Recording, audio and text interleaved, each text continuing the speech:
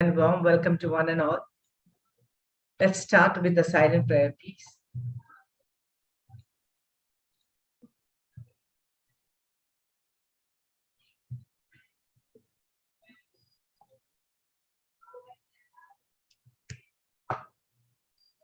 Thank you. Now I request and invite our Vice President, Mr. Bibu Punuran, MD of Medivision Group of Diagnostics, to welcome the gathering. Good evening, everyone. President Nirmala and the panel and everyone present here. A warm welcome to all of you. As we all know, now this is the era of startups, but at the same time, startups are now facing problems with regard to funding. And that is why this topic was aptly chosen by the team at KMA for this discussion this evening. And we have many examples of people who have started and failed, and perhaps that is one reason why. Recently, I had met an ex-colleague of mine, rather one of my employees, who said that his son was doing very well a few months back, but now has gone back to his job, who was with a startup, who had started on his own. And there were several reasons that he explained to that. Similarly, there may be many stories that have come up in the recent past across our country, and we have an apt panel, all stalwarts in their own fields, to take forward this discussion today. So, first of all, let me welcome our panelists for the day, Mr. Rajiv Prakash of Deshpande Startups, Mr.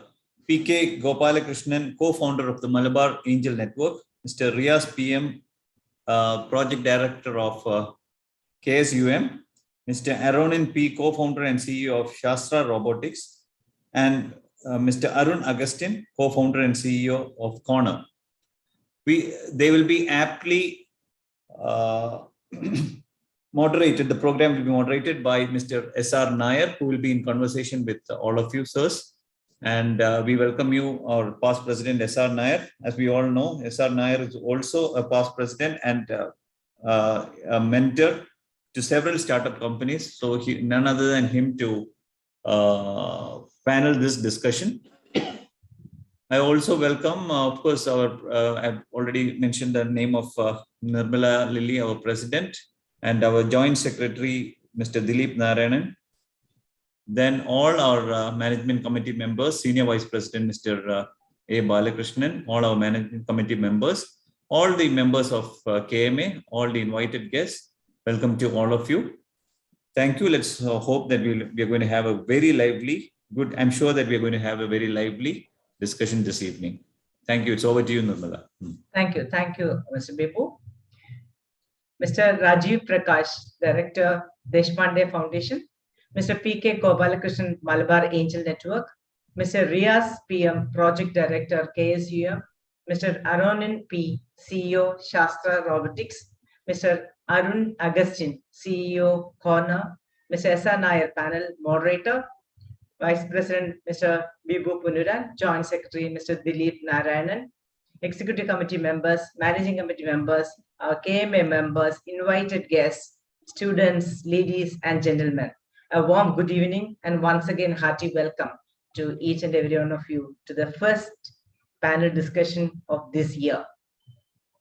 Before I get into that, we have a small ceremony of releasing our KMA news. This is our magazine to which members look forward to months after months, as it has all activities of the previous months with photographs, articles, media coverage, and announcements of next month's programs. A page has been dedicated to our members to express their opinion, contribute articles, and share their achievements.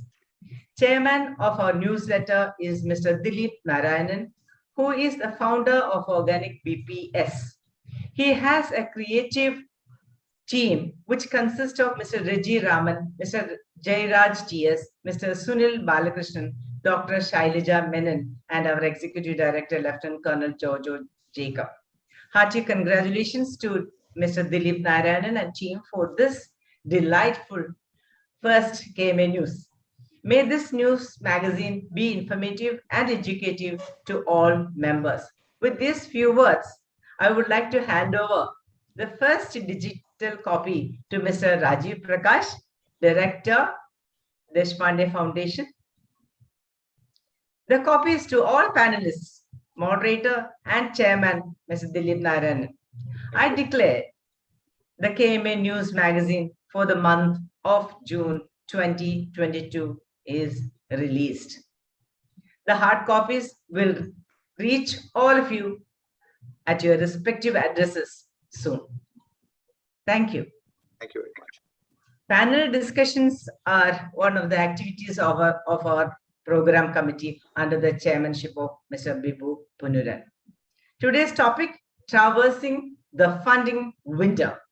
As startups get ready for the long funding winter, one thing that has not been talked about so far is how these conservative times will change talent retention and ESOPs, that is employee stock ownership plans. These are two aspects to which intrinsically linked with each other. One is the funding winter talent wars, and the next is competing against big tech. After a record number and value of employee stock owner plan buybacks in 2021, and this year so far, we are coming to a point where buybacks and secondary rounds will be rather infrequent. This is likely to result in a migration and reverse migration of key talent from startups to big tech and its IT giants. That's what recruiters believe. The so-called great resignation since early 2021 has been talent jump from corporates and big tech to startup or to start off their independent ventures. But now the flow of talent will soon be reversed.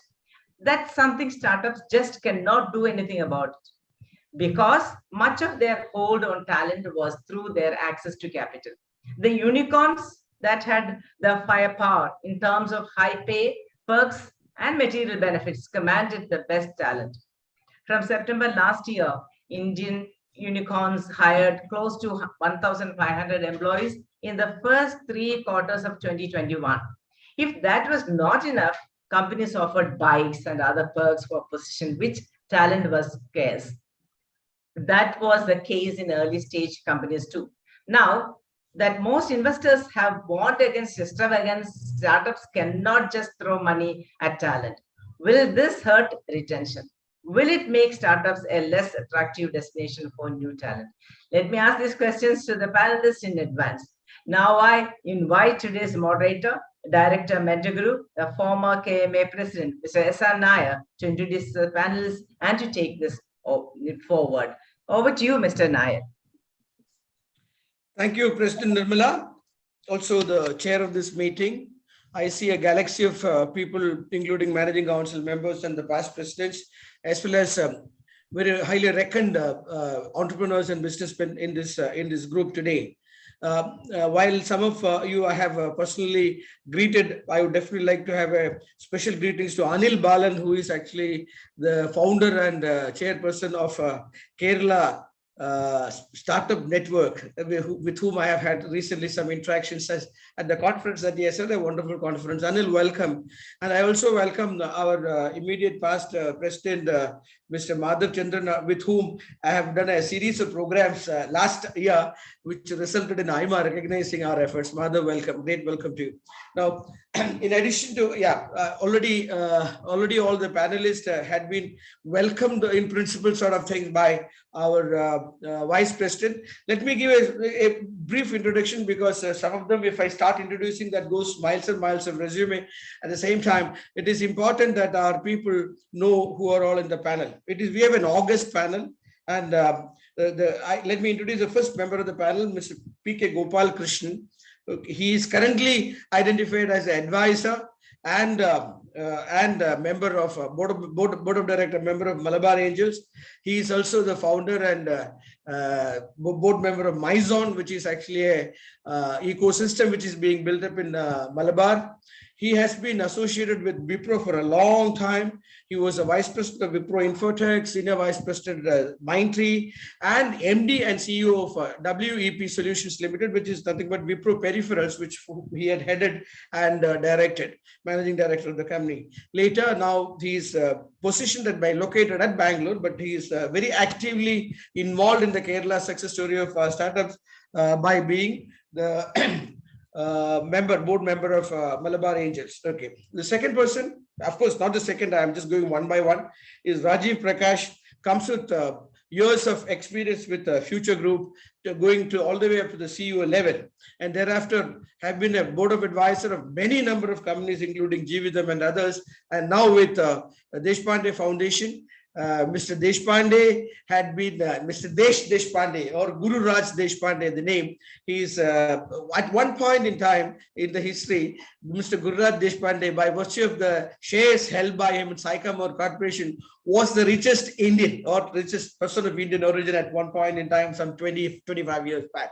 And now he has this funding company called Deshpande Startup with Mr. Rajiv Prakash is eminently directing, based at based at Mumbai. And then we have Riaz PM. Riaz PM has been part of the government in various capacities. Currently, he's a project director at Kerala Startup Mission, had been an integral part of the Kerala Startup Mission from the very beginning. And also he has been head strategy of ASAP, that is government group ASAP, which is again augmented, or let's say it is again a what do you call skill development solution by the government, from the government, and part of the Kerala State IT Mission. Riaz, a great welcome to you. We have two wonderful startup entrepreneurs now. Slowly they will be, that startup element will go away. They'll be called as reputed entrepreneurs very soon. First is Arunin. Arunin has been at it soon after his education. He went into startup entrepreneurship and known as the founder, co-founder, and CEO of Shastra Robotics, a widely reckoned and highly awarded organization. And we also have Arun, co-founder and CEO of Corner. Arun comes with immense experience of working both in India and outside, including United States of America. So if you really look at the composition of the panel, we have two very eminent personalities representing the funding ecosystem. We have an eminent personality which is part of the regulator system, which is Kerala Startup Mission, and we have two people who had been at the receiving end. I did not mean the receiving end doesn't mean that the receiving end in the figurative sense. The receiving end is the fund receiving end. That is what I meant. Okay, so we will definitely have a sort of a balanced outcome for this, and I'm going to start my questions. As I have told to my panelists, and as I am telling to you all members, we have close to about 90 odd people in this panel, in this online meeting, and this is expected to gel as time go by. Okay, fundamentally, the challenge Nirmala was telling about recruitment and talent, etc. Fundamentally, what we are seeing is about we call it as a funding winter. The funding winter essentially, we understand that the winter is considered a little negatively here in the sense that it is in winter that resources dry up and things become difficult for people to live. And from that perspective, we are putting the word winter. At the same time, we need to realize that a very, very, very sound and vibrant ecosystem of startup, which is Kerala is also part of. Of course, many other part of the country also is there, like Bangalore and National Capital Region, many other states put together, had been thriving based on the funding that has been happening from the angels, that has been happening from the venture capitalists, that has been happening from the PEs and many others. We also see certain aberrations that is happening. We also have been reading news about certain aberrations that is happening in certain leading companies. We would discuss that in the course of time.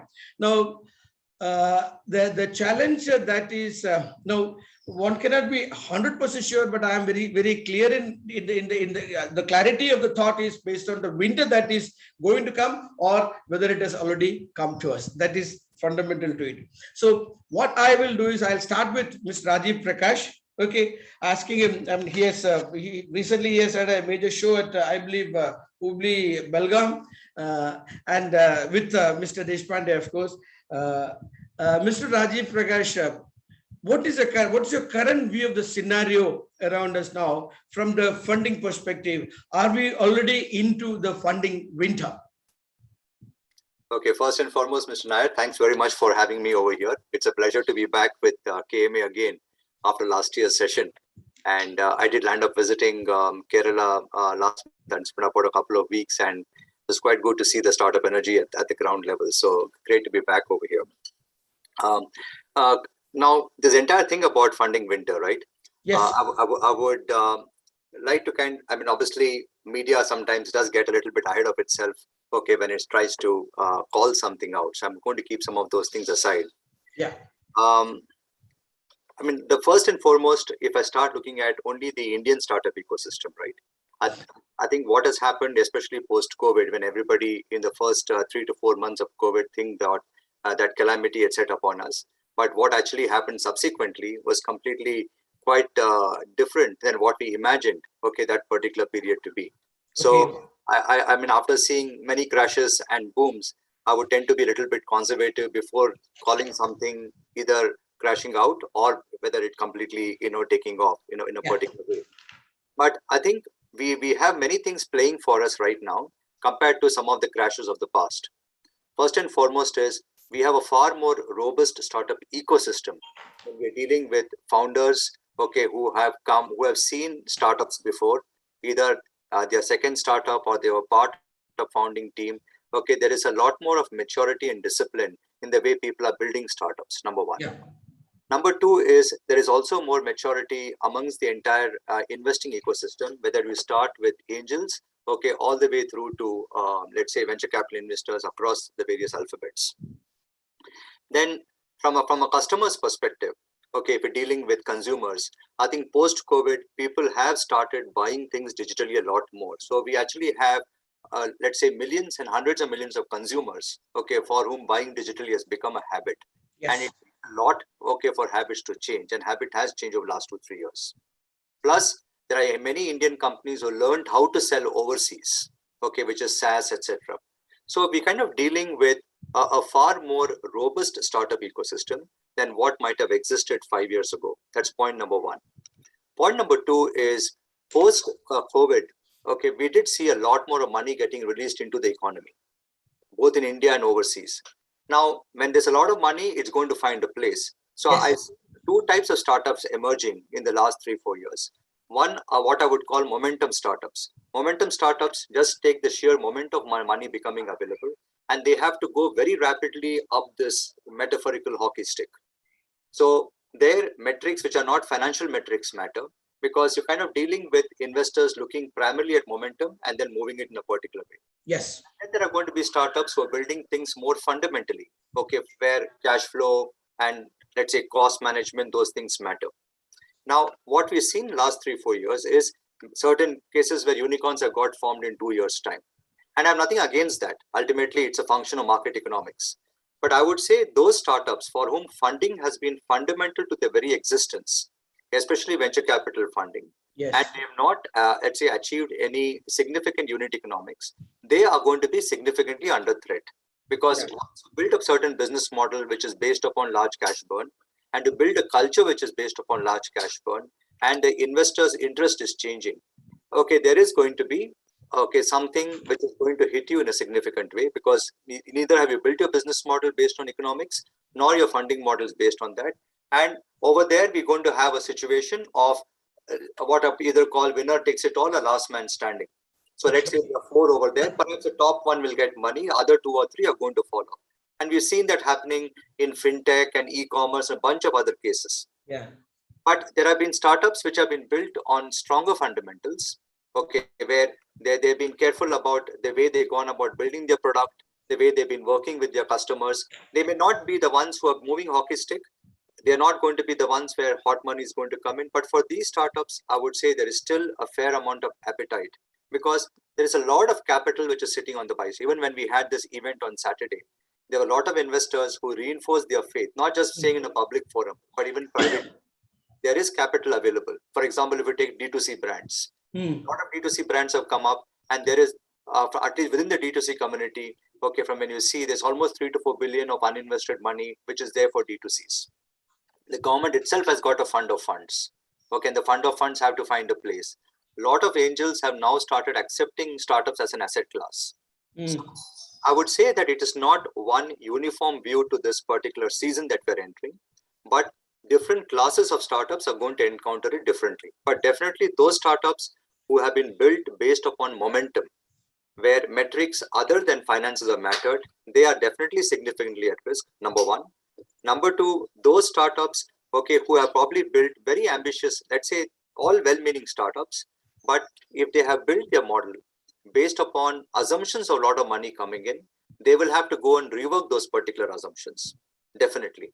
And there'll be certain class of investors for whom 33% IRR and within short periods are given, that is hot money. Those class of investors will definitely move out, or relationship between them and their startups could become very, very difficult. Yeah. That is my opening statement. Very great, very well said, and the beginning has been wonderful. Yeah, but the word that I used, or the phrase that I used at the funding winter, is it a figment of imagination, or there is some reality to it, Mr. Rajiv Prakash? Certainly, Mr. Nair. So if I see the deeper you get into, let's say, if you're looking at Series A onwards, let's say for example, number of Series A deals that you've been seeing in the market, right? Yeah. So those number of deals will become less. Yes. The quantum of Series A, for example, we've even seen Series A deals which have gone to 25, 30 million, which are not normal. Okay, while earlier Series A deals somewhere between 5 to 6 million. So the size of Series A will come down. The number of Series A deals will come down. Definitely Series A onwards, I'm seeing a lot more difficulty, number one. Number two, very large seed rounds. So basically the size of rounds will come down, okay, to more, I would say, realistic levels. Okay. And take early stage angel money. Okay, there at least good startups supported by good founders will have it a little bit more difficult, but it is not going to be completely empty, number one. That's great. Yeah, go ahead. Yeah, so I would say it is like sometimes the Bangalore cold. It feels cold at times, but you know it's not winter. Very good. Described well. I would come back to you. I really like the start of the startup story that you have done. You have begun. Gopal Krishnan sir, you come with, you have been part of brick and mortar economy. You have been part of companies which has been into products and sales. You had managed large enterprises.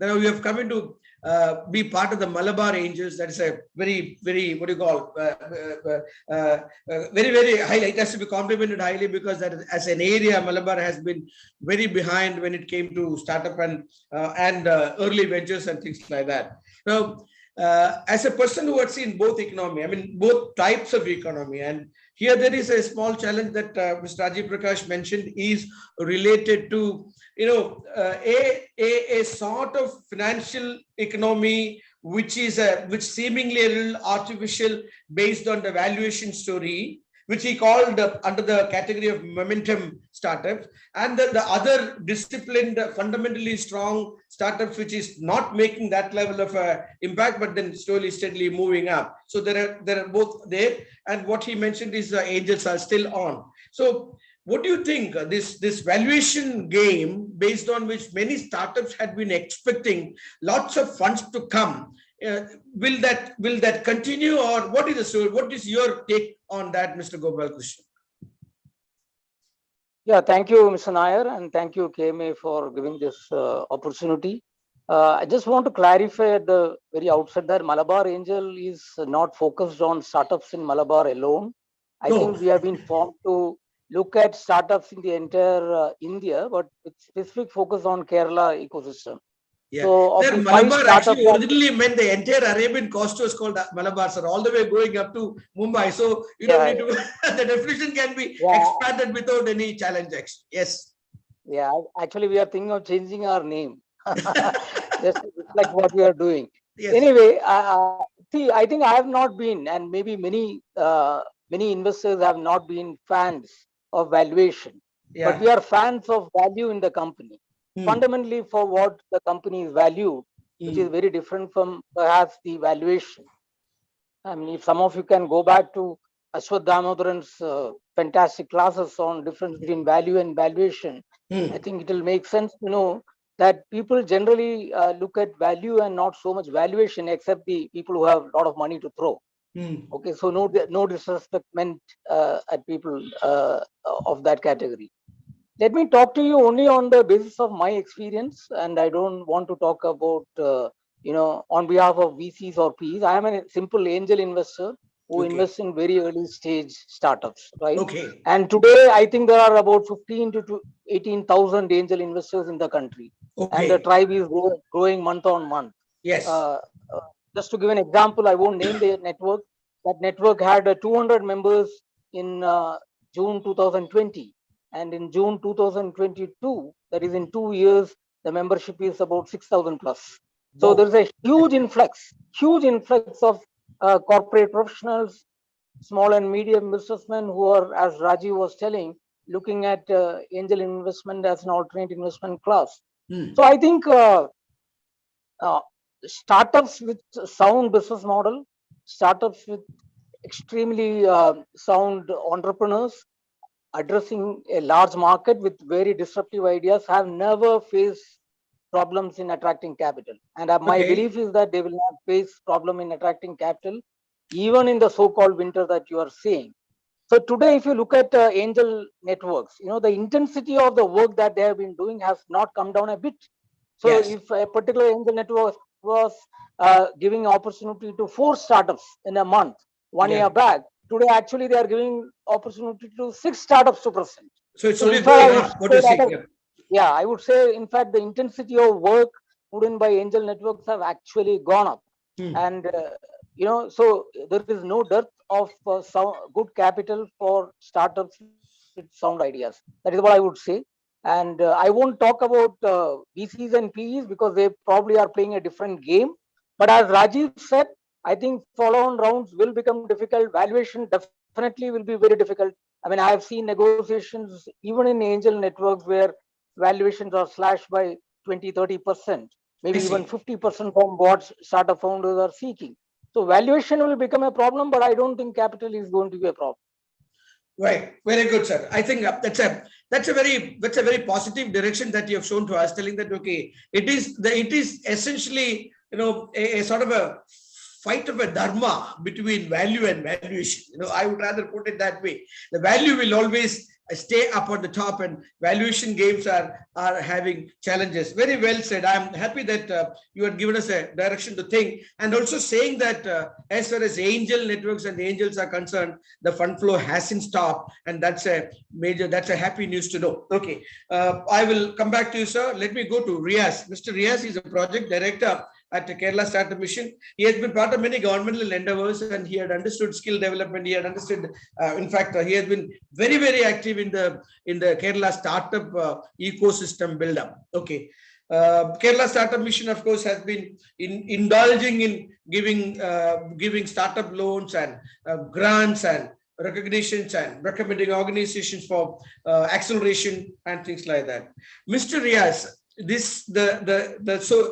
I will go by this word now that I can't be using it very freely because what Mr. Gopal Krishnan said, the so-called winter, I will so quote unquote the so-called winter. Do you feel the cold of the winter, or it is business as usual? I feel that the winter is already, we just started experiencing the winter. Okay. But we don't need to worry about winter will follow the spring. So that is not a big issue at all. Okay. But as PKG has rightly mentioned, there are different set of segment in the investor fraternity. There is one set of VCs and PEs. There is enough money is available with both the VCs and the PEs also.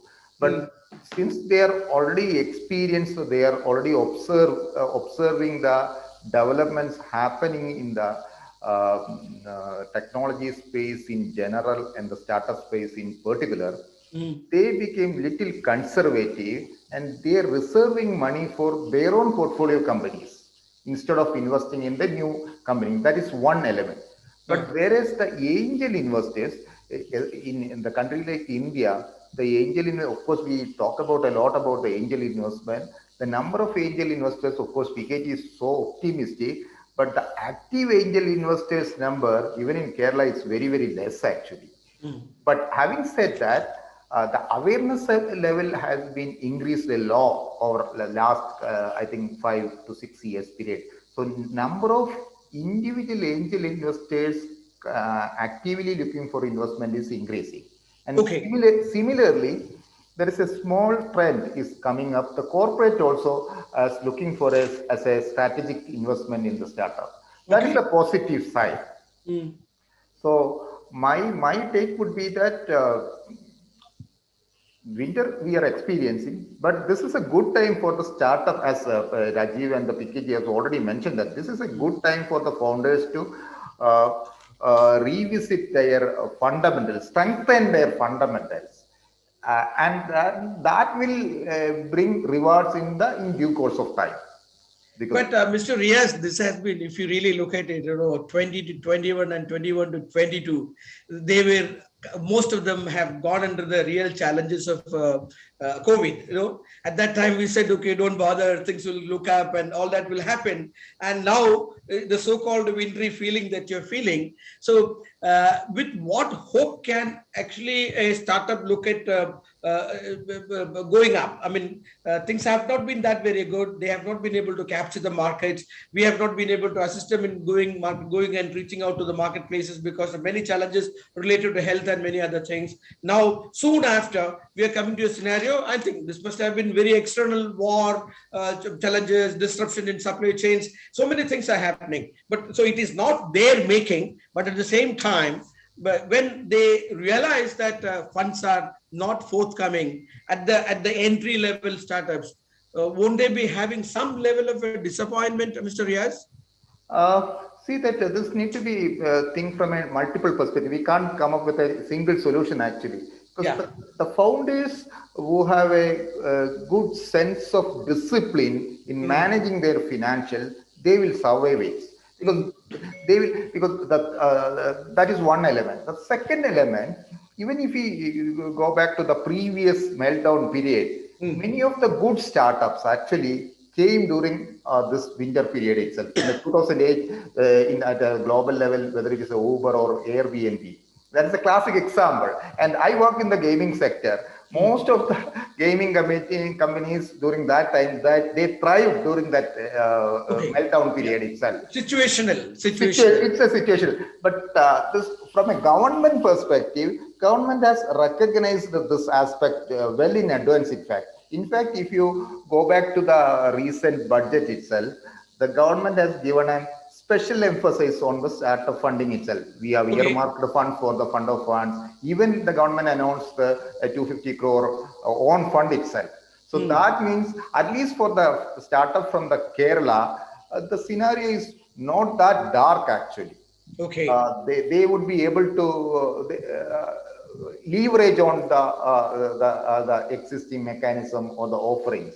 That is my, probably I may be. Thank you very much. So Arun, and I am taking his view to you. I am taking the view of Mr. Riaz, telling that, there isn't any immediate need to be worried or flustered. There are, I mean, at the same time, slightly wintry feelings are there. Your Shastra Robotics have been funded both by individuals as well as by angels.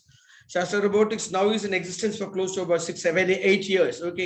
And you have now started acquiring many customers. And I also hear that you are going to soon land in some major projects from the United Kingdom, and all that is happening. So what is your view about this current situation, telling that, startup funds, maybe angel funds, etc., drying up? Is there a feeling like that, Arun? Yeah, I can give you a context in terms of numbers. Like think about an opportunity perspective. We can classify the startups into early stage or seed stage or the angel stage or the VC stage, and then later either they will got acquired by other companies or they go to public. So there is a recent scenario. If we look back, where 2018 onward, there are some companies listed in Indian context, speaking about an Indian entrepreneur. So the companies listed went to public actually listed, the stock price went down. Right now, it's a 1/3 or 1/4. So that is one reason why this is happening. That is a one side of it. No, So Arun, and that in is what funding Rajiv Prakash has said. 1 second, I'm sorry. I will give you opportunity to speak again. That is precisely those companies that which Mr. Rajiv Prakash said that, there's a momentum companies, they have been trying to see, I also mentioned in a way that they have been a little ambitious, sometimes, a little cooked up valuation exercises resulting in these happenings at the bursars, isn't it? So those companies are, in additionally, those companies, I don't want to name those companies, those are beyond the point. I think it is beyond the current discussion, scope of discussion that we have, while we must take their experiences as a learning. Okay, go ahead, Arun. You were saying something, I interrupted in between. Okay, so if you look at the funding perspective like that, the layoff is happening with a lot of unicorns is because the pressure is coming from the VC. So what VC is asking? So VC is asking, like, instead of a growth plan, we should focus more on the business fundamentals and the profitability.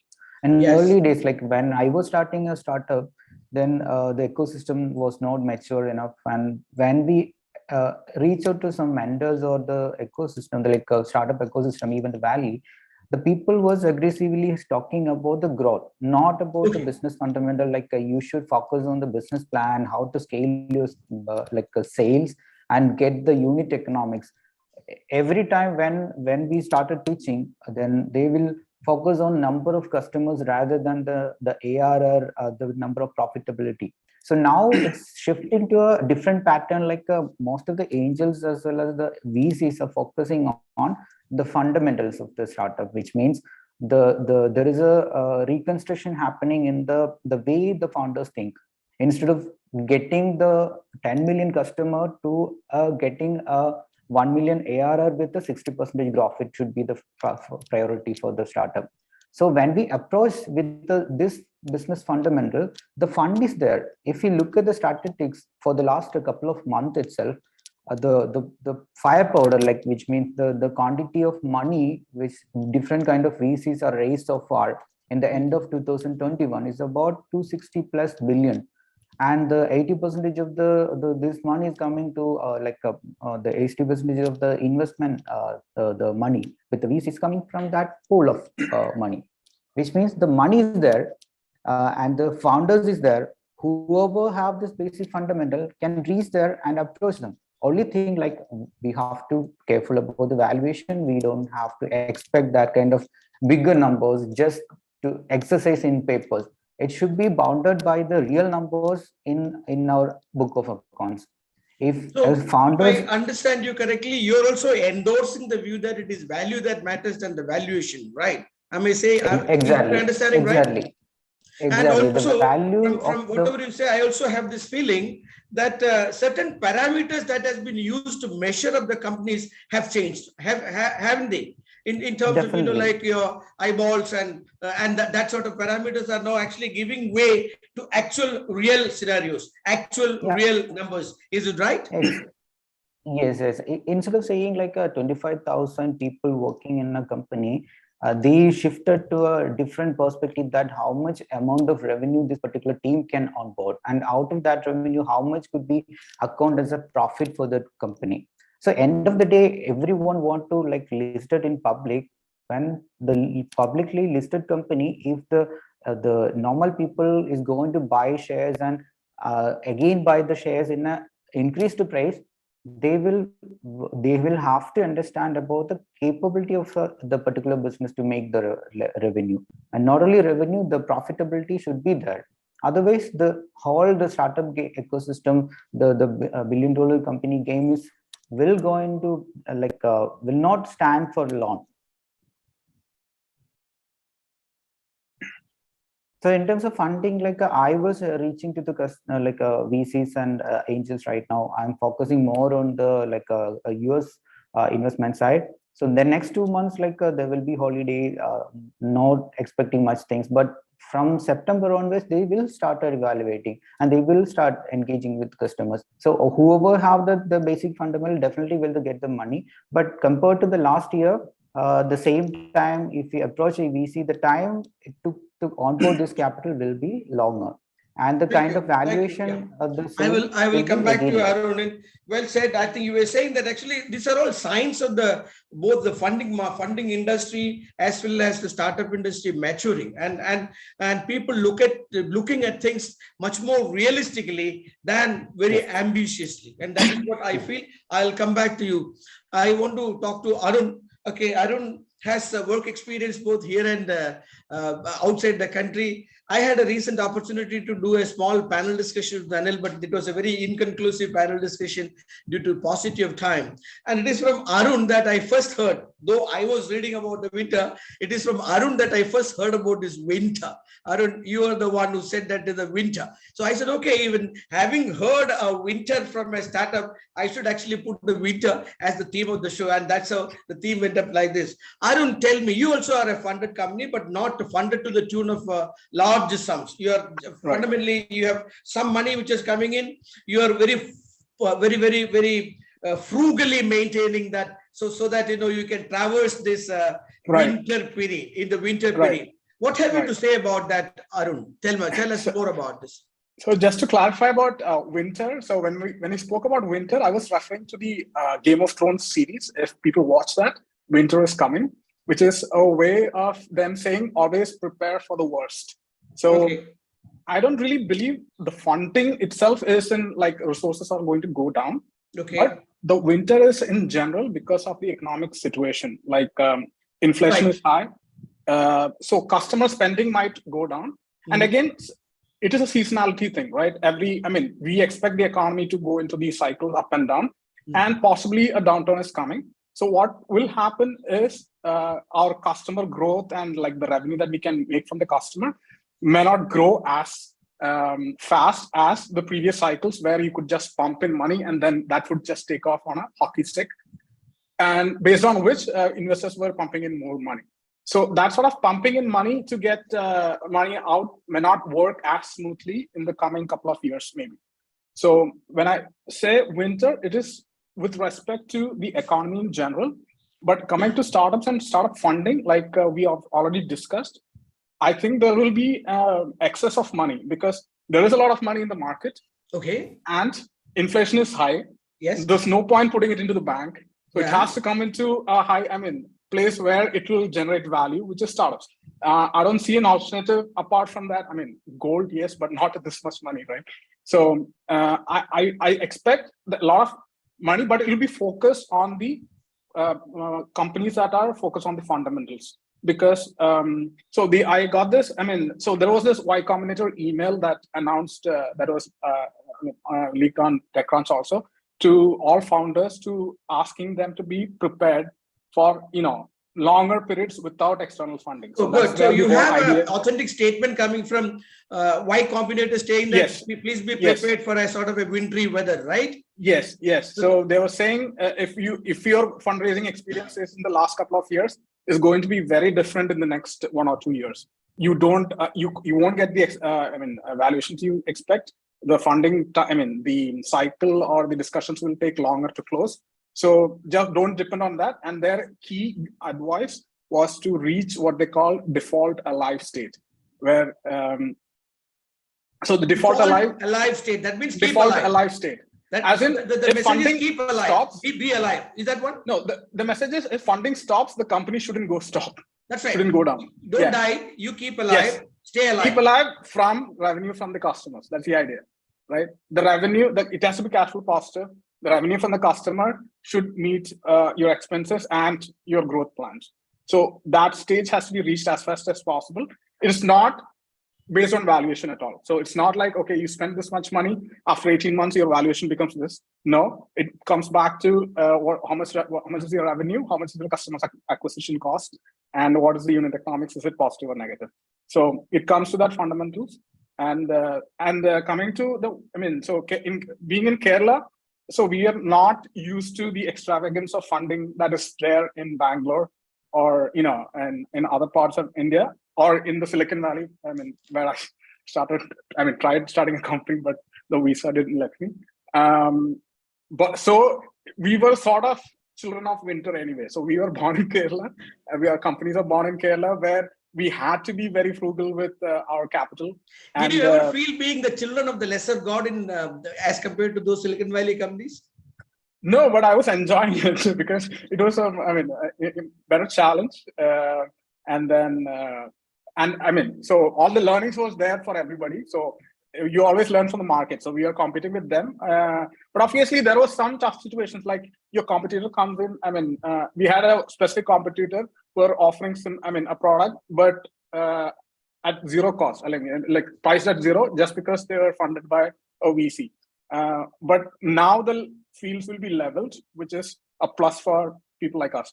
So thank you. So I'll definitely revisit, and we will come back. I will come back to you. I do not see Mr. Rajiv Prakash. Has he gone? Nirmala, is he around? Mr. Rajiv Prakash?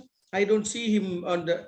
Yes. Okay, sir. I just want to switch gear to something which is recent in its origin, in the sense that EdTech, education, EdTech, and to some extent some of the fintech organizations are larger ones, of course, are facing greater challenges. What is your view on this, sir? Why I'm saying this, many of these startups in the EdTech and the fintech scene had been talking to me and asking me, sir, is it going to be a challenge for the EdTech industry and the fintech industry, etc.? So as a very seasoned professional who had seen it all, I would like to ask you, is EdTech, fintech, etc. going to be in trouble? Well, I don't claim to have seen it all, but I'll just talk about from the corner of some of the things that I've seen. For some reason or otherwise, many of the startups that I work with, like the gentleman who spoke beforehand, they seem to be children of winter. Okay, so I just don't know whether one tends to attract such kind of founders. But if I look at EdTech fundamentally, and I would take EdTech and health tech in one bucket, health related and fintech. The nature of EdTech and health tech is these are basically very long cycle startups, because right from creating a product which creates impact, thereafter to try and realize money on that, and then to grow is a much longer process, compared to e-commerce. So let's say you may land up creating a 10-minute delivery startup, and that tends to grow very fast. But EdTech fundamentally requires behavioral change, because you're not just selling an item. Ultimately, that's got to be consumed and creating value. The same thing when it comes to health tech. Because it takes some time for people to absorb, that kind of a healthcare experience.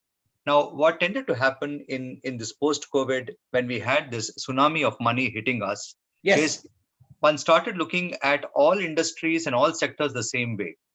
And anything where money could grow, it would grow in a particular way. So let's say EdTech was starting to get imagined as if it is similar to e-commerce tech to a large extent. There have been some very credible EdTech companies like Teachment, who got the right business model, and they were able to grow on the back of COVID. The second thing is both health tech and EdTech, they grew substantially during COVID because people started changing their behavior towards more online consumption. Now everything is opening up. So you're not going to see the same momentum in business as what you saw earlier, or you have to kind of change things. So consequently, what has happened in EdTech is also because the investors do tend to behave a little bit like a herd. So once you land up seeing a few EdTech firms starting to lay off people, shut down, then the entire sector starts getting re-rated. So for example, one particular EdTech company which is within my portfolio has done extremely well from a market penetration point of view. They've done all the right things. It's just that when they wanted to go for money raising, investors wanted them to achieve certain metrics. They had a very hard choice to either go down that route or the fundamentals route. But because they wanted to provide exit to earlier investors, they decided to choose a growth route. So they burnt a lot of money for growth, but then that investor reneged on the commitment. So now they have to go and pivot the entire model back to revenue. I see. And that is a story for many EdTechs, where they have to deal with customers who are changing their behavior, because there's not so much of online education as much as what is happening. Second is investors' expectations are changing, and for health tech too. On fintech, I think we're dealing with a wider, there are payment fintechs, there are fintechs who are into the loan business, And there might be other fintechs which are more to do with providing you a better experience, in the way you manage your savings account, etc. Yeah. But typically, those fintechs who are building very large loan books, and some of them are very innovative in their particular product, Yes. are going to face all the challenges that fintech face, that ultimately lending is a collection business. Lending is not a disbursement business. Yes. And as the perception about the economy changes, collection is going to become a problem. And we're going to see issues over here in terms of for them to sustain their business on their core, NPAs, etc. But at the same time, on the payment side, interesting things have happened. One of the startups in my portfolio called Mosambik, they just got acquired by Pine Labs for a very significant amount. So I think there are certain fintechs who are solving certain payment related problems. And as long as they have a strong product over there, they could continue to grow and continue to find traction. So again, over here is going to be a mixed picture. Those businesses which are more in the B2C part, where B2C was growing them and the unit economics had not fallen in place, they're going to have significantly more issues. Those who are probably more in B2B or B2B2C, their situations could be a little bit different. Thank you very much, sir. That was a very sane advice that you had given us and a good experience that you've shared with us. I would like to go to Mr. Gopal Krishnan now. Sir, I was some 2-3 weeks back interviewing Mr. Shyam Srinivasan, Federal Bank CEO, MD and CEO. Today, Federal Bank also is rated as one of the best or the finest of private banks, if you know. I mean, in terms of the growth and the growth stories that it has. So I was just trying to compare Federal Bank, whose market capitalization about $2.5 to $3 billion versus a market capitalization of our own Open at about as a unicorn at about 1 billion. Okay, crossing 1 billion as far as its market cap is concerned. Now, so there is a Federal Bank of 75 years of existence and doing well at a market cap of about 2.5 billion versus just a startup Open, which is about 3-4 years. And unfortunately, if I follow what Rajiv had said, and that Open is in B2C segment, actually, it is not B2B. Typically, they are B2C. So now, if you really look at it, these comparisons somehow doesn't gel or doesn't match. What's your view on this, sir, actually? I think I earlier indicated the hype around valuation, right? I mean, no disrespect again meant to any of the unicorns. I think Arun or somebody was mentioning about what happens finally is your valuation needs to be validated by the public markets. That's what I believe in, right? And one has to see when Open gets listed in the public markets, what is the market cap that they will have. Now, of course, Federal Bank, brick and mortar, and they have severe limitations in terms of expansion. They can't just grow, right? In terms of banks, etc. It's very difficult to change, an established bank like Federal Bank in terms of being little more technology friendly, little more customer friendly, etc., etc. I mean, this is a typical problem with all legacy banks. Indeed, so I agree. Yeah. So I mean, so I think both are different, but I think the one has to see when Open, as and when they get listed, right? What will be the valuation? I mean, we have seen 6 or 7 startups now getting derailed, in terms of the market cap in the last 8 months. And fundamentally, the market doesn't believe that they have a strong business model. That is why the share price have, struggled, to keep with, whatever they promised earlier. Even today, people don't believe some of those startups. And you can see further slides, even if Sensex picks up or Nifty picks up, you can see slides. That's what I anticipate in some of these startups market price. So I think we can't compare, but hats off to Open for leveraging technology to the hilt, for penetrating the market much more than what the legacy banks did, and figuring out newer and newer products. I think one of the issues with all the old banks, right, be it in public sector, be it in private sector, is that they don't innovate sufficiently, right? They don't innovate enough. They don't innovate in time, right? So products, you still have the same old savings bank products, same old, small and medium business loan, etc., etc. How much innovation has really happened? One should ask these banks, right? So I think that there is a difference. There is a value that is getting attached to enablement of innovation through technology, and that's why probably Open is valued higher than what Federal Bank would command. But I think the ultimate test is in public markets. That's what I believe. I understand. So you have all that you have said. I mean, the value versus the valuation and the value that it attributes. But as you rightly said, we need to see when it is listed. As you rightly said, that is when you will realize. But some of those experiences with a similar organization, but not exactly a new bank. But that has not been very good. In fact, some of the names that I just don't want to take up the names and make it murkier. But we have been seeing that in those arena, some of those listing, the public IPO that has happened did not do well. You also realize that, isn't it, sir? Yes, yeah, definitely. I think the irony I would say is that Open is banking on established banks. The partners are established banks like ICICI Bank, maybe Federal Bank themselves, right? So here is a bank which is actually riding on or leveraging the backbone created by the established bank. So that's the truth. So I think there is a value attached to that. Understand. Thank you. Yep. Now, some people here in this group may have questions. As our housekeeping says that if you have any questions, my dear people in this group, you may send it by chat, because we can't be opening up to you for your talk, because then it will become a cacophony. We have a limited time. If you have any questions, or even if you have a suggestion, please send it by chat so I can take it up and take it out and discuss it with the panelists. Coming to Mr. Riaz. Mr. Riaz, the question is, yes, wintry feeling. Mr. Rajiv Prakash said that, okay, it is actually the Bangalore weather feeling, suddenly it is hot and suddenly it is not. That sort of a feeling, all that could happen.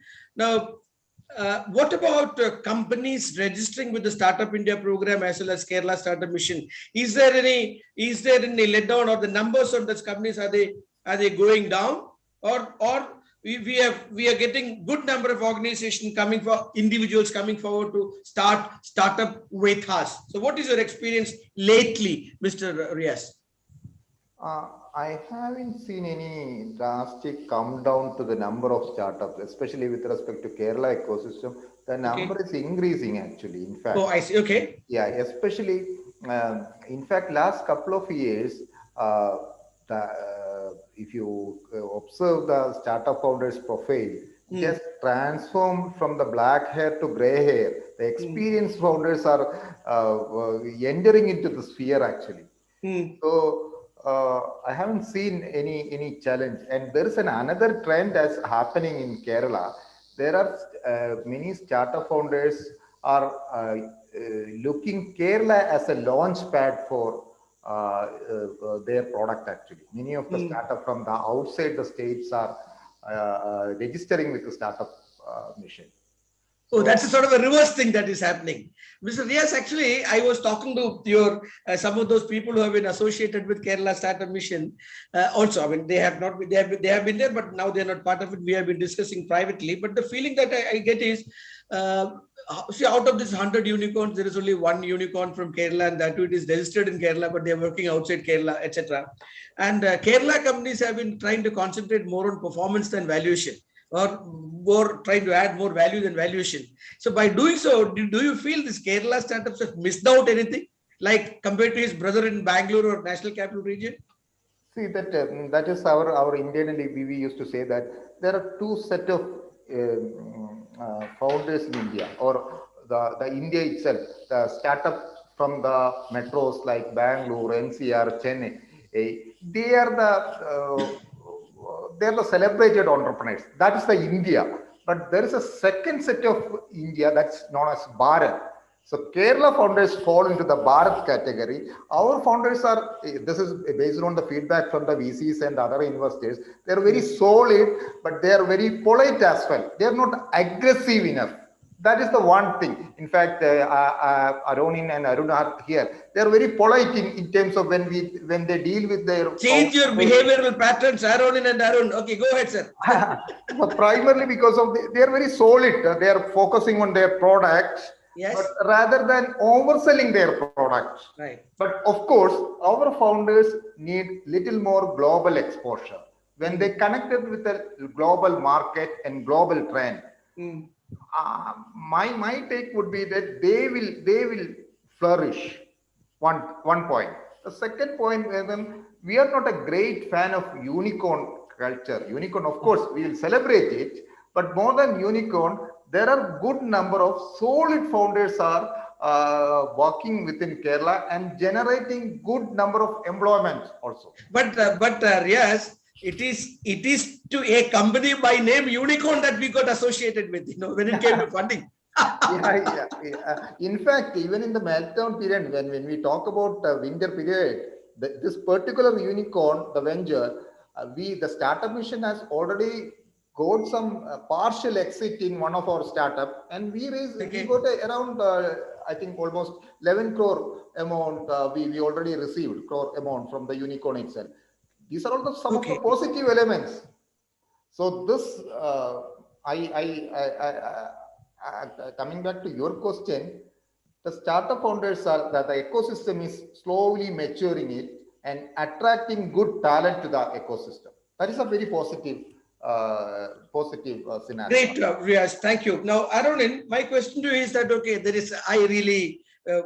thing that Riaz said, he's an observation. He said that, okay, you guys need to be a little more aggressive and generally do this little more than doing, very humble and things like that. Maybe Gopalakrishnan sir may not agree with that at all. He says, okay, make your fundamentals very strong. At the same time, see, look at it. You can't be remaining a startup for long. Isn't it, Arun? You can't be remaining a startup for long. At some point in time, you have to evolve. You have to emerge, isn't it? So where are you related to emerging and evolving and coming out of the shell of the startup? Yeah, that's a good question. Sir, like I mentioned, at any point of time, if a company or the business should or have to evaluate by the public, then the value is based on the value of the business of that particular the startup or the business, which means if the fundamental is right, then eventually we start making profit. We start making declare the dividend. After 10 years, if a companies don't have the ability to declare the dividend, I'm not seeing that any value in spending time and effort on the top of that. So when we approach a VC or scaling to the international customers, then this fundamental have to build, and that's not going to happen all of a sudden. If you look at the number of unicorns and cross-check, the 80% of the existing unicorn are not profit-making company. That's the exact reason why these layoffs are happening. So when it comes to the Kerala startup, I found very interestingly, most of the founders mature enough to handle the situation, trying to build that fundamental to drive a profit-making business. End of the day, this is all startup is for profit startup. Very less numbers are very less in focusing on the the charity or social entrepreneurship. So in that angle, I would say we are in a position. Last 4 years we are focusing more on how we can make enough margin to run sustainably and make a point where we can declare dividend to our stakeholders.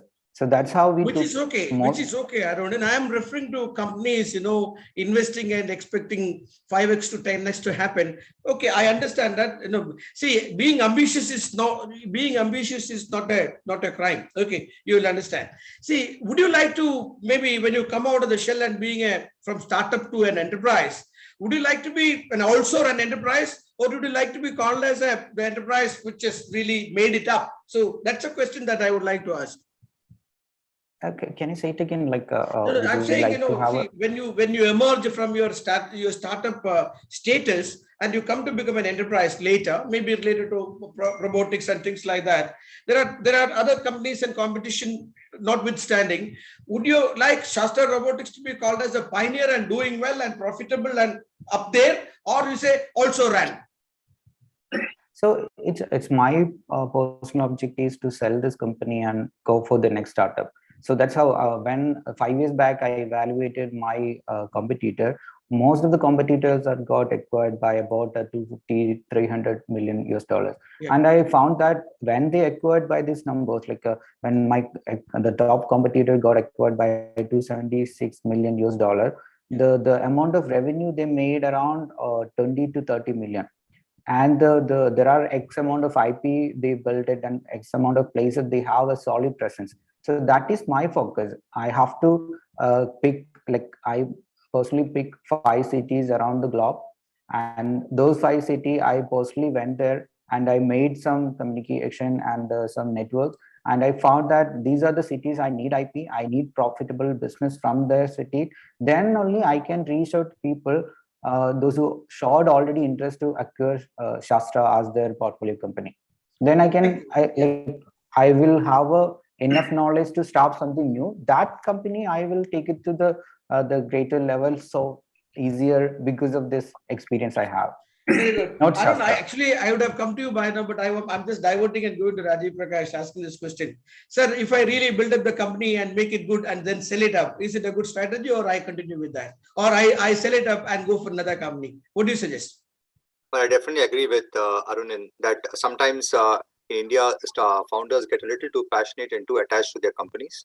Okay. In good times and bad times. And I think exit is important. You have to come out of the chakra view.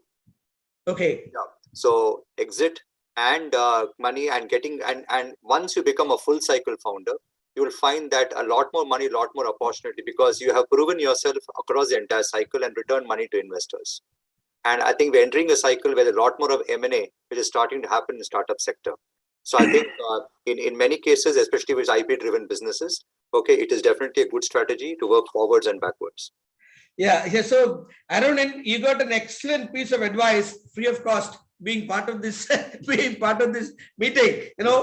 Rajiv Prakash. There is what he was referring to is startup entrepreneurs getting into the Pygmalion trap. Start loving everything that the company and that they do, and then eventually, so he says, don't get attached so much. So you can sell it and get some good value, and the next venture you can go into. Arun, the question to you is, I had seen when I was going through your profile, you have worked, then you have made one company, another company. So generally, people call, as you rightly said during that day, they instead of saying that I changed or shifted, is a pivoted. The words are also getting new meanings. Okay, so you pivoted from one to the other to the other. So what do you feel? I mean, say this pivoting and changing companies, so starting 1, 2, 3, etc. Where are you now? I mean, typically, what do you feel about this situation of the journey or the odyssey that you are having, Arun? Right. So startups, like how one might define a startup. Startup is an organization in search of a growth and a business plan, right? So when you're in search of that, some business model and a product that is fitting the market and the market needs, you will search happens in a period of phases. Like you try something, you see how the market reacts, it changes. So that is how these pivots happen, and that's just the process of building a startup. So we are currently at a stage where we have a concrete idea of what the market wants, and then market is responding. So we have those signals, and that's the only reason we were able to close a little bit of funding 6 months back. So now it is building on those signals, going deep. So we are at a stage where. So are you saying that this company that you're handling now and the companies that you were co-founding, that you've co-founded earlier, there's a learning from that, and that you're coming to this, and therefore that learning is standing in good stead? Are you saying that? Yes. And actually, it was just one company we just registered, and then the product was pivoting into different markets or different forms of how we present it. So we started with marketing automation, but we are a D2C marketing automation for D2C brands built on Shopify. So we focused niche down into a particular market where we think is a good fit of what we can build fast enough and what the market needs. So that is how we were iterating into finding a market for our product. Yeah, great. So that's a good journey for you. Rajiv sir, there is a question from Mr. Joby John. Mr. Joby John is the co-founder and chief executive officer of DataMate, one of the very well-known companies in the health tech segment, had been there for some time, and he's also there on the screen that you see. His question is, I would like to know the preference to health techs compared to edtech and fintech funding. That's what the question is. Will you be able to give him a view, sir?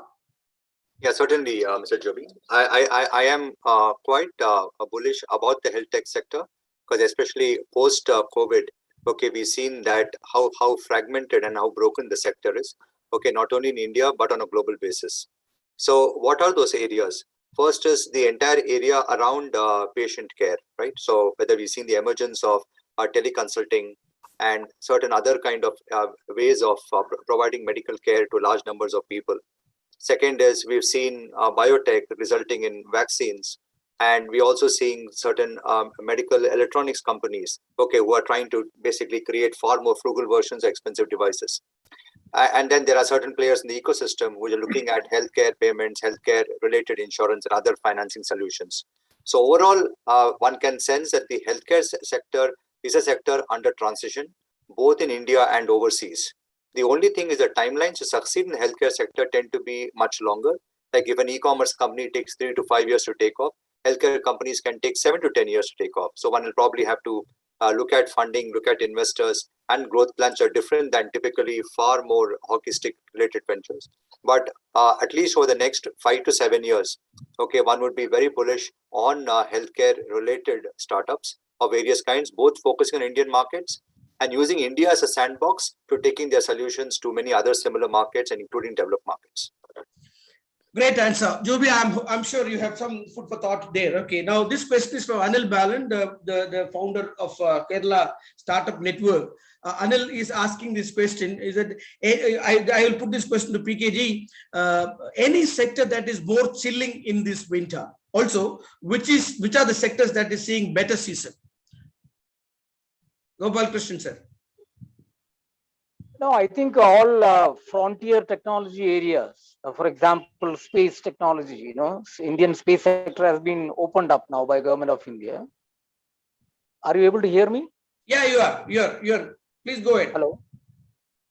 Go ahead, sir. Go ahead. So I think my feeling is that the frontier technology areas like electric vehicles, space technology, urban mobility, all those are, I think, getting more attention than, let's say, e-commerce or retail or even health tech and fintech and all that.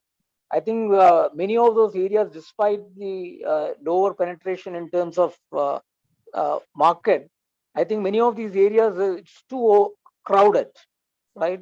If you look at education, tech, or if you look at health tech, I think, it's a very, very overcrowded space in my view. And therefore, any startup who comes in with a Me Too idea or a tweaked idea may not find enough attraction from investors. But areas like space technology, areas like electric vehicles, etc., I think there's a lot of headroom to play. Sufficient investment has not yet come in. And those are the areas I think will get increasing attention in the days to come. Great answer, sir. Okay, he has opened up some more vistas like, space technology, electric vehicle and things like that. I think space and defense technology is something that people are looking, but at the same time, these are also sectors that big time investors are also looking at. So therefore, there's a challenge. Of course, this is the last question, a common question to all of you, sir, before I hand you over to my president to do the conclusion. Rajiv ji, three statements I make. Is it time to cheer, time to worry, or time to think? I always think for a founder, most founders I've worked with, they always are in a dual state. They're worry and they're cheering at the same time. Okay. Okay. Gopal Krishnan, sir. Time to worry, time to cheer, time to think. See, I am from the old school. So there has been never a time where thinking is not required. I think it is time to think always. It is time to think always. All right. Okay. Riaz, what is the situation? Worry, think, cheer. This is a difficult question, actually, frankly speaking. But I personally feel that this is a time to strengthen the fundamentals. Okay. Time to strengthen the fundamentals. Okay. This is something that I'm hearing now. But to be very honest with you, all of you, because I've been working with so many startups, here within and outside, and everyone is very green-eyed. Everyone is looking at, getting it multiplied by 10x and 20x and things like that. I think some sort of a feeling is that, okay, and startup is a very fashionable and sexy word now for people. If you earlier, if you said that you're an entrepreneur, nobody will give you a daughter to get married. Today, if you're saying you're a startup, your market valuation also has gone up. That is the situation now. At the same time, you also say that now I hear about thinking or let's say fundamentals, etc. At the same time, I see a lot of youngsters, lots of youngsters, they think that they can make it and hit it big. And that is some contrast in the behavior between these two. Aronin, what's your view? Think, cheer, worry.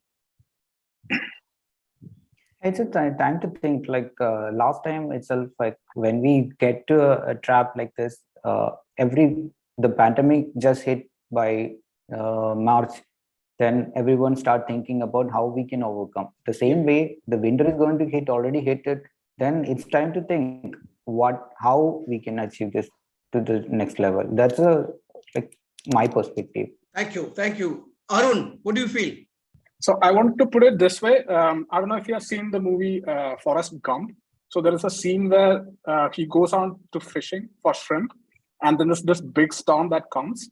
It is like that. So I know there's a storm coming. It's going to batter me. It's almost going to kill me. But if I survive, it'll be a big harvest at the end. So I'm cheering and worrying at the same time. Like very good.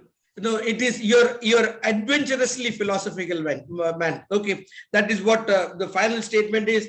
Nirmala, before that, Mr. Rajiv Prakash, Mr. Gopal Krishnan, Mr. Riaz, Arunin and Arun, I have really enjoyed being part of this, and my learning, as I always say, it is lifelong learning, and I learn from everybody, every situation and every communication that happens like this.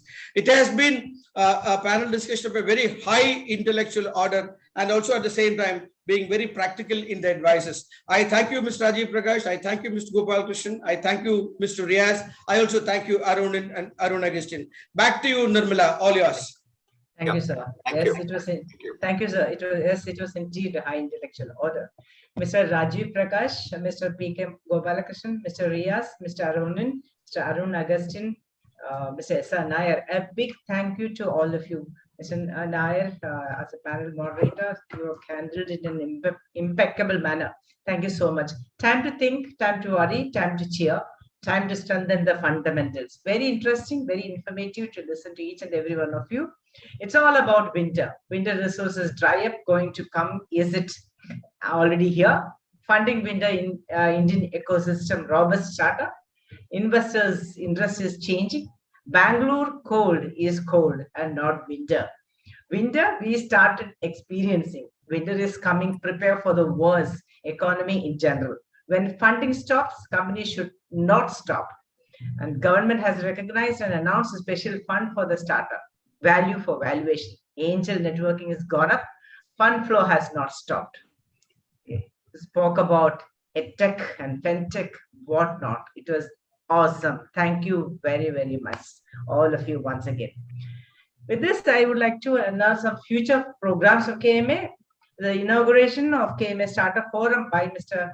Abhilash Krishna, founder and CEO of KStack on 23rd June 2022. And Phoenix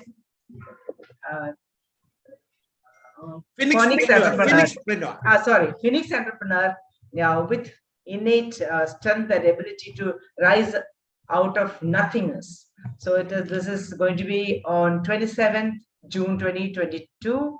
Mr. T.R. Shamsuddin, founder, Blockbuster Technologies Private Limited, and many more are in the pipeline. Please do come to each and every meeting. And with this, I invite our honorary Joint Secretary, Mr. Dilip Narayanan, to propose word of thanks, please.